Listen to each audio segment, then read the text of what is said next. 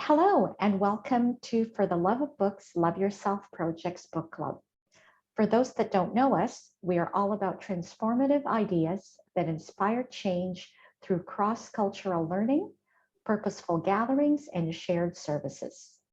Today, you will meet coach and author Diana Mereu, who wrote On the Lookout for the Better Half, our December book club pick. Welcome, Diana, and so kind of you to join us today.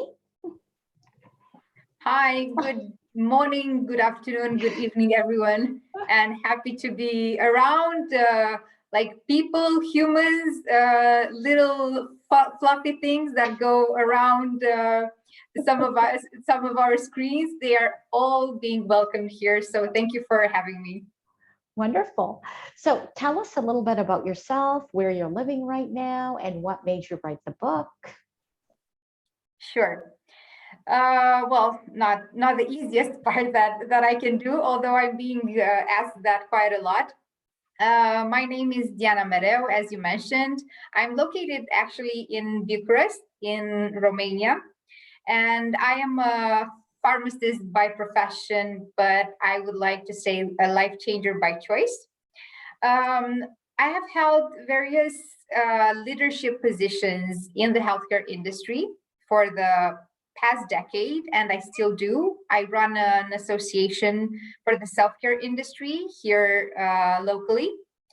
But what I think it's the most important role for today's conversation is me as an author, as a writer, who writes lyrics in English. So that's in a nutshell what I could share with you about myself. And apart from working, apart from writing, which of course are part of my life, and I pretty much enjoy what I do. I also like to take time off, balance between professional and personal life, and just travel the world and discover new cultures. And what I recently started doing is surfing. So I'm trying to find perfect surfing spots all around the world to just catch some green waves. So yeah. Wonderful. Well, there's definitely a lot of waves over here in Spain in the area of Tenerife. Yes, actually it's on my mind for this New Year's Eve, but let's see how that goes. Okay. So tell me, what made you start writing? Or how long ago did you start writing? Yeah, I mean, I have been writing for well, we're still in 2021, so for 5 years now. I've been writing actually as a journaling exercise mostly, but it happened for me that what I was writing, I was writing in rhymes. So it began as a journaling exercise in rhymes, and it was mostly about life, about experiences that I had, about romance. But soon after that, it developed into an introspection exercise, because my personal journey took off from a more spiritual, a more self-aware perspective. So that's when the writing transformed itself from journaling to introspection.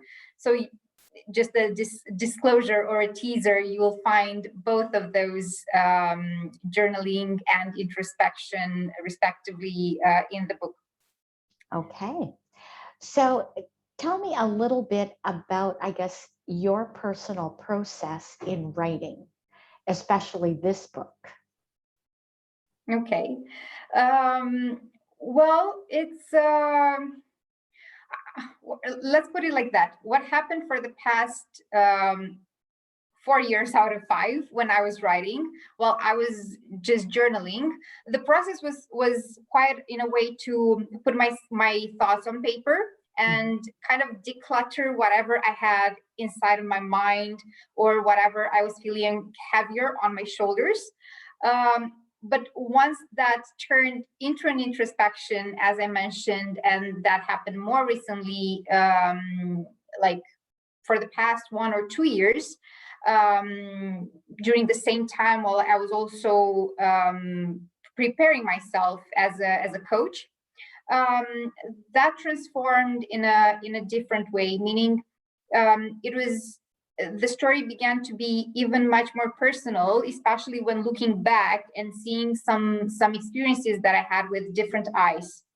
So I would say that this book is in a way perfect for those who want to see some past reflections, but also a much more grounded and present self within its lines. Now, you mentioned that you saw it through different eyes. What do you mean by that? Well, still the same green-blue eyes, if I am to put it like that. But with a more mature approach, with a more self-aware approach, with a more reflective approach, giving myself space, giving myself time to really look deeper, with much more courage into what happened in the past, and to be much more brave to put it down in words on paper, and afterwards to put it out there for others to also see it. Great. So would you say then that you had a lot of support from friends and family and maybe even colleagues while you were writing? I think none of them knew that I was writing. So actually, it happened for me to tell them recently, like a couple of months before the book was actually published. So while I was on the lookout for a publisher. And then was the moment when I shared this with them, that I have been writing for the past years, and the book is going to be out there this year. So for them, it came as a surprise, not necessarily my writing skills, because about those they knew and they pretty much enjoyed my writing, but in a different context, not such as a personal experience being shared with a larger audience. But once they knew that, and I think once I was ready to let them know about that, they saw it as a very courageous step from my side, and they have been the biggest fans. I mean, yeah, my parents, for example, are the ones who, I mean, even though they were gifted, of course, my book, I mean, one of the first that was out there, they're always like going on different platforms, search for it, and they are asking me, okay, when is another one going to be out there, and do you have another format? Because okay, now they have the paperback or the hardcover, but maybe they want to listen to it as audiobook. So huge support from friends and family and everyone close to me. So yeah. Because that's actually what I was going to ask you, is if there's an audiobook in the works, because one of the things I really enjoyed about your books are the poems. They're, okay. I want to say meditative, but that's not the correct word, but almost it's calming, like the way it's written. And it would be lovely, actually, if you could read one of the poems for us. Sure, it would make me like the greatest pleasure to do that. Just before we go to that part, I mean, what I think it's important to mention is that for me, poetry detached itself, as you mentioned also, and it's very important to get feedback from my readers, because it comes like a big deal for me. Poetry detached itself from other styles. I found it calming, indeed. I found it personal. I found it profound, but also very well balanced. So whenever it happened for me to journal, and to journal in rhymes, which, by the way, back in the past for me was like, can I do the normal journaling? Because at times it was kind of exhausting. But then once I was putting all my thoughts on paper, it gave me a lot of balance. So it gave me a lot of tranquility only by having those lyrics seeing them together, how they go hand in hand with whatever I had inside of me. Yeah, so if that's the feeling that you get out of it, just for you to know that that was kind of the feeling that I was putting into it as well. So Wonderful. yeah. Because like I said, it would have been nicer to have a voice saying it, except I was making it up as I was reading. Sure.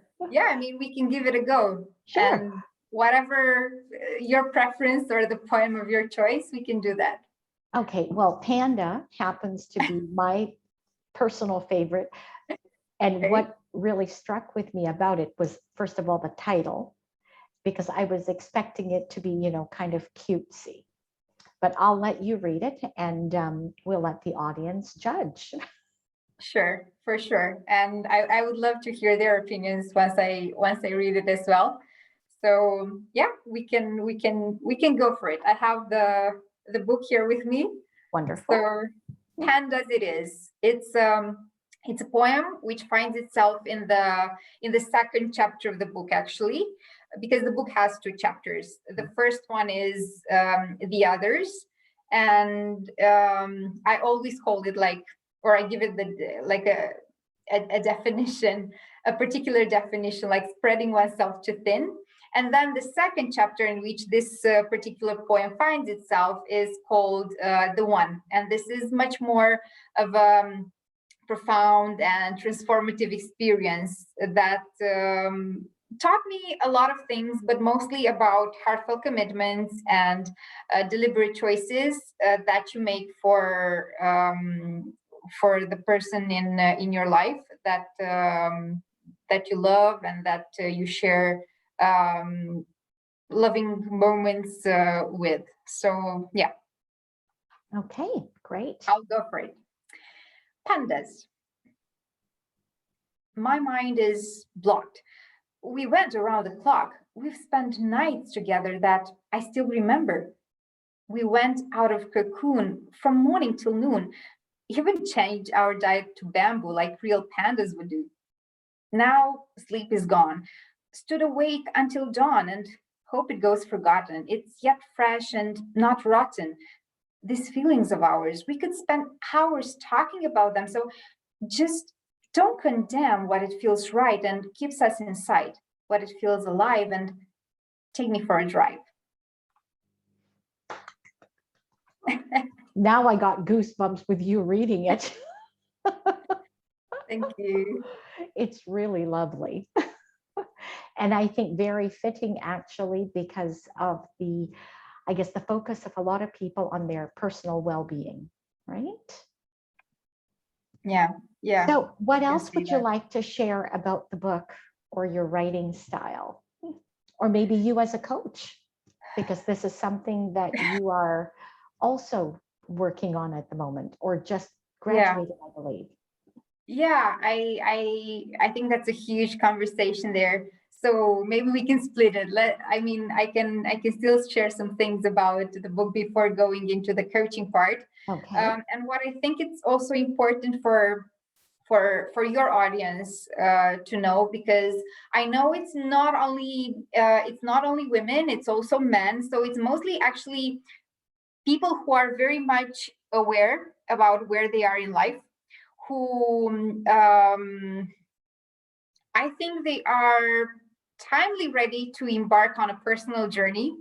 And what I've also seen from the interaction that you have on your platforms is they are curious and that they are eager to learn and to improve themselves. So I think this book fits very well within where they are in life. Because as I mentioned, okay, it is indeed a parallel between a present adult self and a past younger self.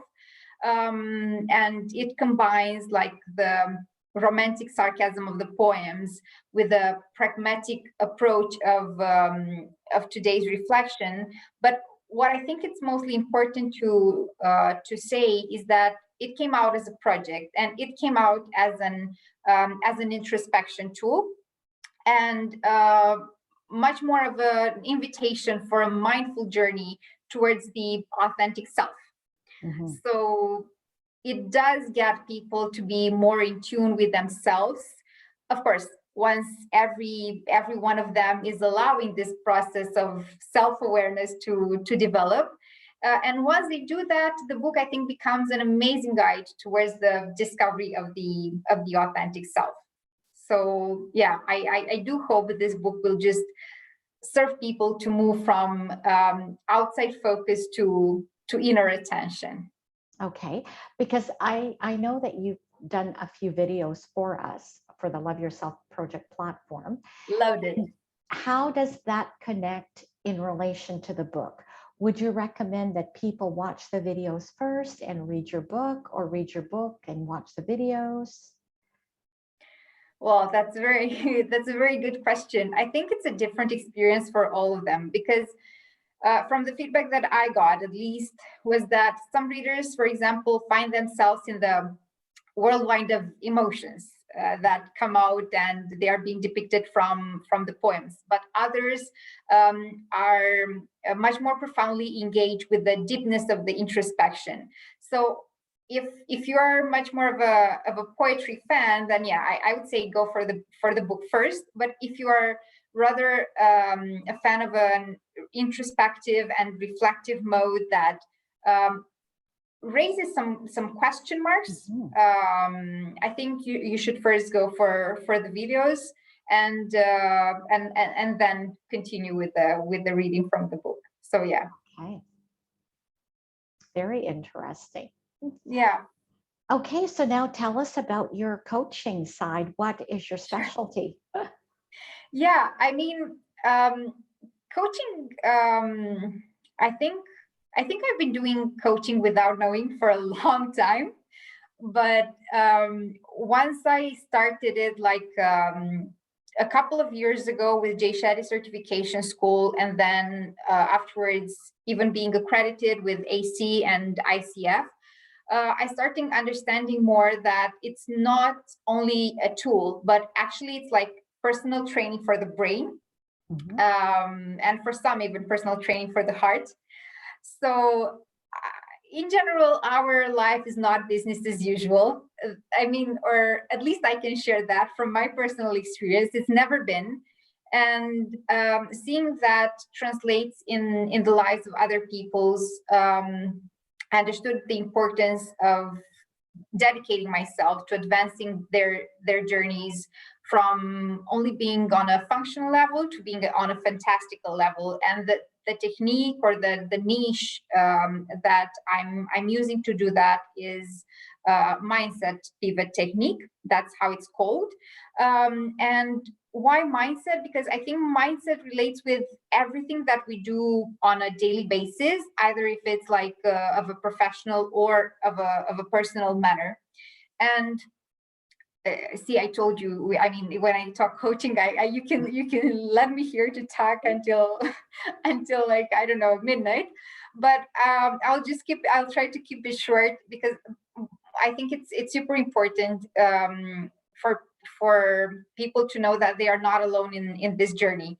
And what happens in our lives is that we transition. I changed as a person, and I think that's very easily being depicted from my writing, from the first poem to the last poem, or from reading the poems and then moving on to the introspection. So now, because we are living in COVID and in pandemic times, we get to get ourselves vaccinated, so we kind of, that's the same with what we do when we read some personal transformation messages or articles, or look at some videos. We just inject the system with the very thing that we try to fight it, because most of the times we try to fight change, right? So what I usually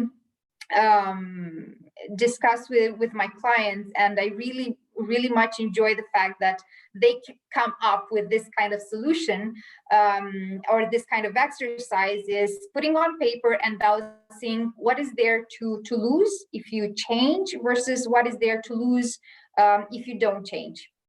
So I think that's of a huge benefit for anyone who is trying to change anything in their lives, and not necessarily change like 180 degrees, but just transform like butterflies do, like having that kind of metamorphosis that comes from within. So, no, understanding a bit of the type of coaching that you do, how would you, I guess, classify the type of coach you are? Would you be as a personal or professional transformational coach? What would it be? I think mostly it's personal transformation and empowerment that I provide my clients with through the coaching sessions that we do together. So it's always people referring themselves with an I, right? Because I talk in first person. It's always about the I, but dotting the I, by choice rather than by chance, it's very important for people to know when or where to dot that I, and how to look at them from an observer perspective in order for them to transform from a personal perspective. Okay, that sounds wonderful and very much in tune with the way the world is at the very moment we live in. So, Ren, do you have any questions for Diana? I don't think I have actual questions. I definitely concur on. I think my thought is the way the world has been in the last decade. Well, and at least for me, I don't know. I'm middle-aged, so I'm at that point in the last 5 years, 7 years, 8 years, whatever that. I feel like social media, being online, seeing the world outside of our box and societal box and parental box and the path that was structured and given to us it's really opened our eyes now that we're in, again with COVID and being more online and more on Zoom and more being thrown out of a job per se or wherever, and you get to explore kind of new avenues. I feel like almost not just middle-aged women, but society as a whole, if you're paying attention, is starting to shift so that mental health is more forefront, coaching and personal self-development, that whole introspection, the ability to journal and self-publish and get yourself out there, be seen, be read, and to help others.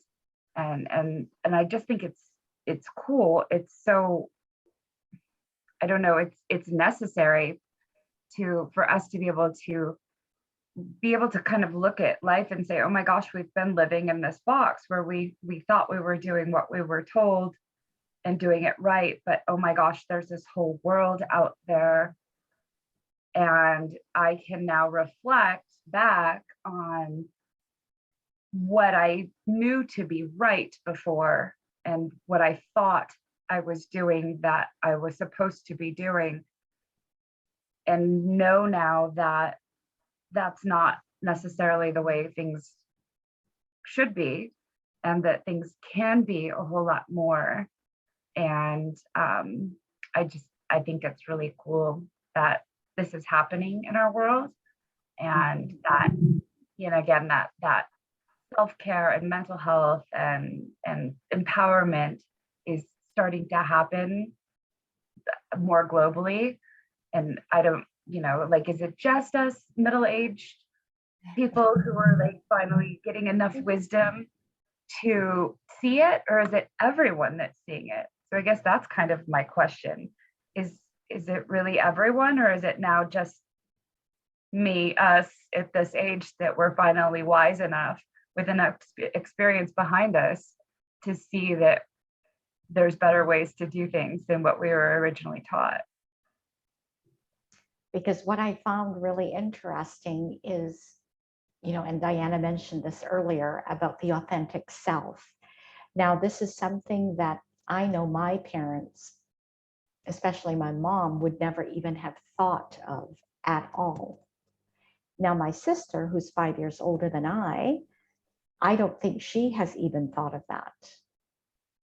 So I don't know if it's personality or age or where that comes from. Diana, what do you think? Yeah, that's a very cool topic for discussion. And I think the question that I'm also left here, it's or the question that I would like to leave people with at the end of the conversation would be, okay, where to find out where they are in their journey, because given all this social media, as Rena's was mentioning, not everybody has access to it. Not everybody is watching the same kind of information. Some of us are following Jay Shetty, some of us are following I don't know, somebody else. So it depends on the level of deepness that you want to get yourself into, on whom are you watching, what kind of learnings are you getting from it, where you are on your journey, whether you are in the not knowing phase and you want to get to the knowing phase, or you just don't bother getting there at all,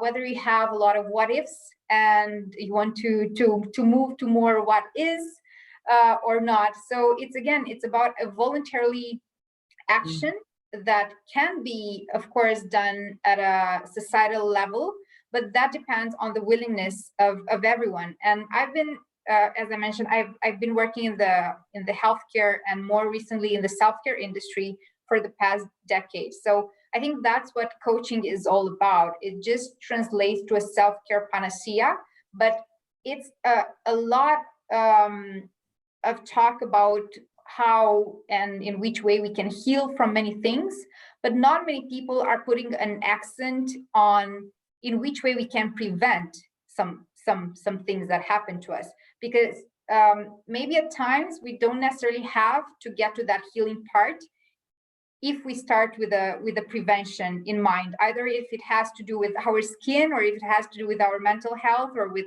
our own well-being or whatever.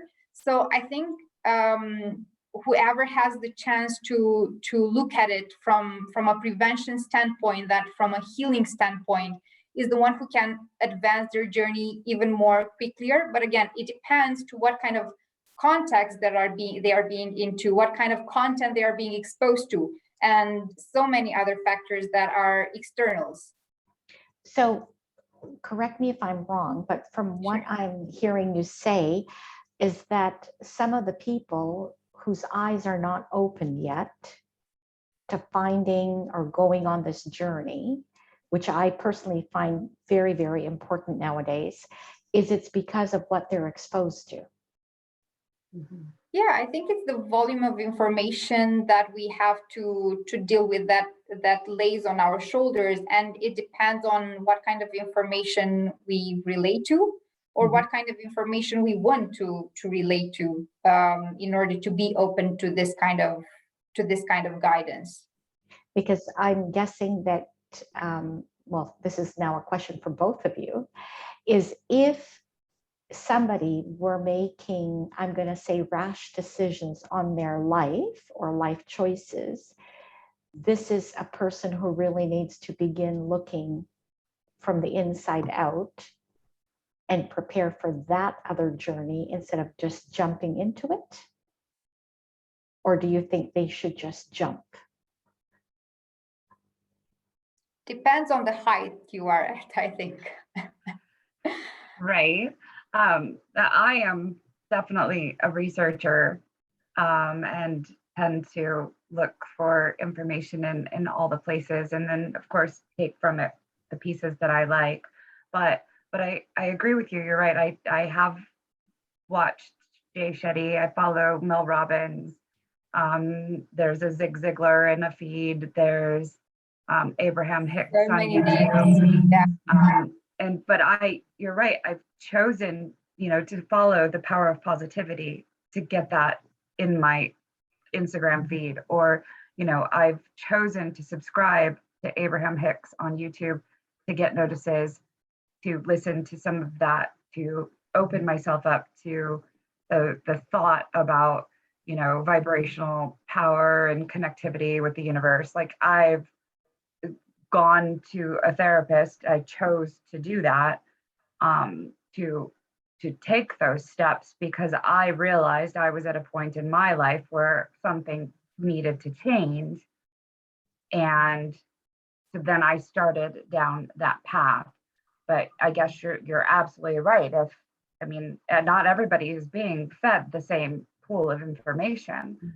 If people are only looking at politics or natural disasters on social media, then they're not being exposed to that. And if they're only just head down at work, just making ends meet, and again, they're in that societal realm of that's all they can do, that's all they need to do, that's all that life is.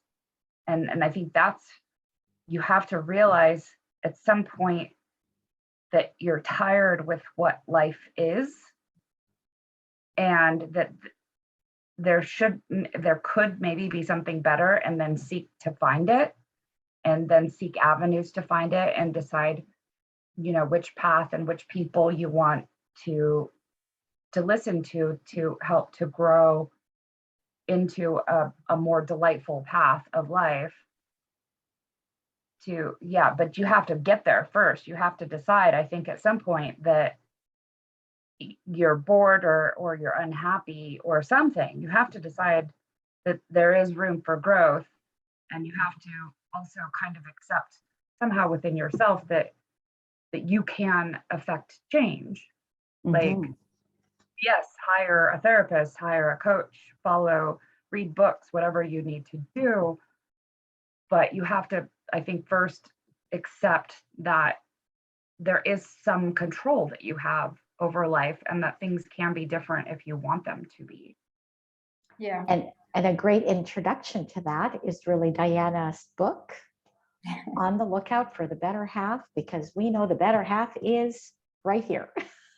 Yeah, I think the title, we never got to the point of explaining it, but actually, I think while we are always on the lookout for something or someone, we find that we had it within us all along. And to go back to what Ren was mentioning now, I think something that I can relate very well is what you, or at least we have a saying in Romania, I don't know if it translates the same in English, but you are what you eat. So whatever you feed your brain, your body with, that's kind of what you put out there in the society. And indeed, change, what we were discussing before, cannot start unless there is a choice before that. And for the choice to be there, it's not only enough for you to know yourself, but also to accept that self, and further to be able and brave to share it with the rest of the world who is going to witness that transformation that comes from within you. Okay. Well, thank you so much for joining us today, Diana. It was a real pleasure. Likewise. And Ren, same with you. So stay tuned for our next edition in January. Good night, everyone. Good night, and thank you again for having me. It's been a blast having the chance to be here with you and share some thoughts about my book and about coaching with you. Thank you again. Perfect. And your book, of course, is available on Amazon, and we have all the links on the Love Yourself Project website on Diana's profile page. Sure. Bye. Bye.